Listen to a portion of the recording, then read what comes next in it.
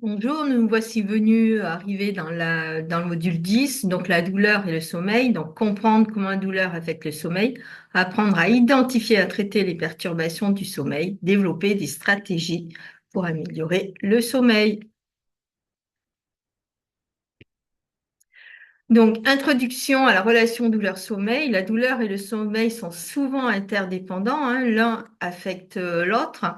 La douleur chronique peut perturber tous les stades du sommeil, léger, profond et paradoxal, donc celui qu'on appelle REM ou sommeil à mouvement oculaire rapide. La douleur peut interférer avec le processus de l'endormissement, entraînant des réveils nocturnes fréquents ou précoces. Les douleurs augmentent souvent les difficultés à trouver le sommeil et à rester donc endormi. Le cycle du sommeil peut devenir perturbé, ce qui affecte à la fois la qualité du sommeil et la récupération physique.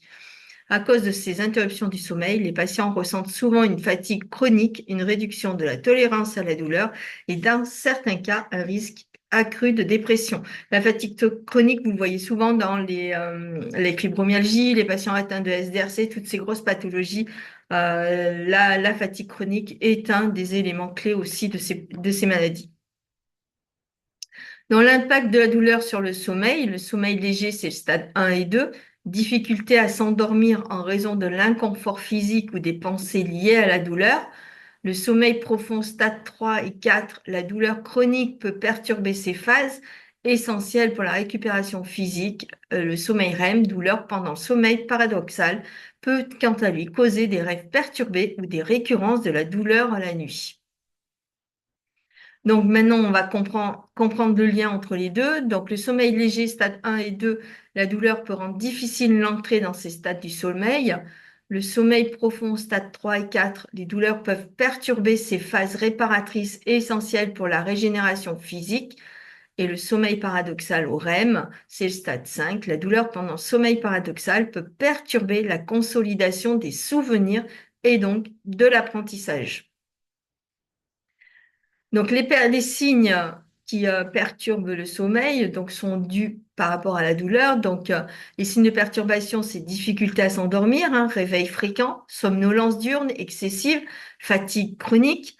Les facteurs amplifiants, ben, le stress, l'anxiété, mauvaise posture de sommeil, effets secondaires des traitements médicamenteux. De toute façon, on rentre dans un cercle vicieux, hein, après.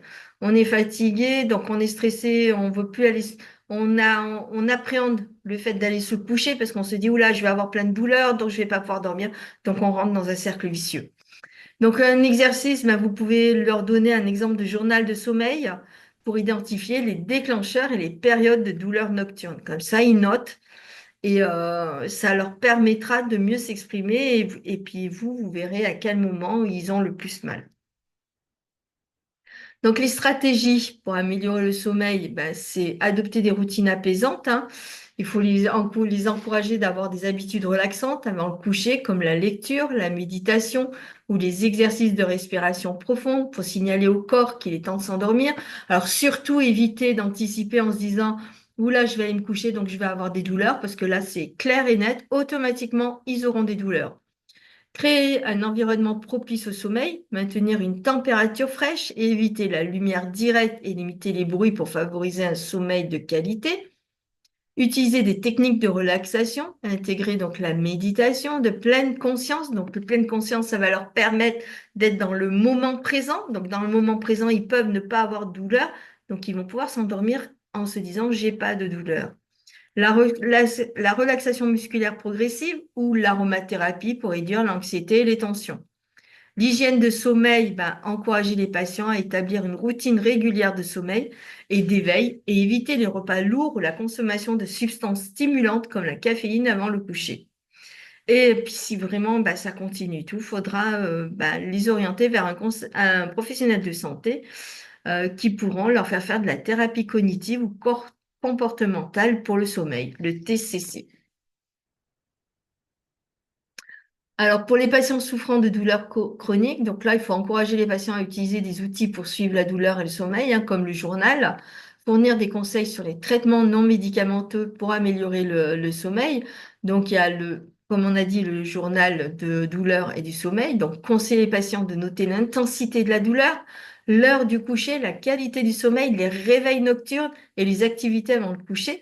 Les réveils nocturnes, donc il faut bien qu'ils précisent s'ils ont été réveillés à cause de la douleur ou réveillés par rapport à autre chose, parce il y a les effets secondaires de certains médicaments qui font que les patients vont se réveiller beaucoup plus souvent.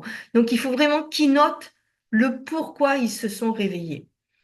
Utilisation des traitements donc non médicamenteux, l'aromathérapie. Donc j'ai donné l'exemple de la lavande vraie, hein, mais il y en a d'autres, camomille romaine. La phytothérapie, ben, la camomille, la gémothérapie, le tilleul, le figuier. Il y a les thérapies cognitives et comportementales du sommeil, le TENS, stimulateur nerveux transcutané.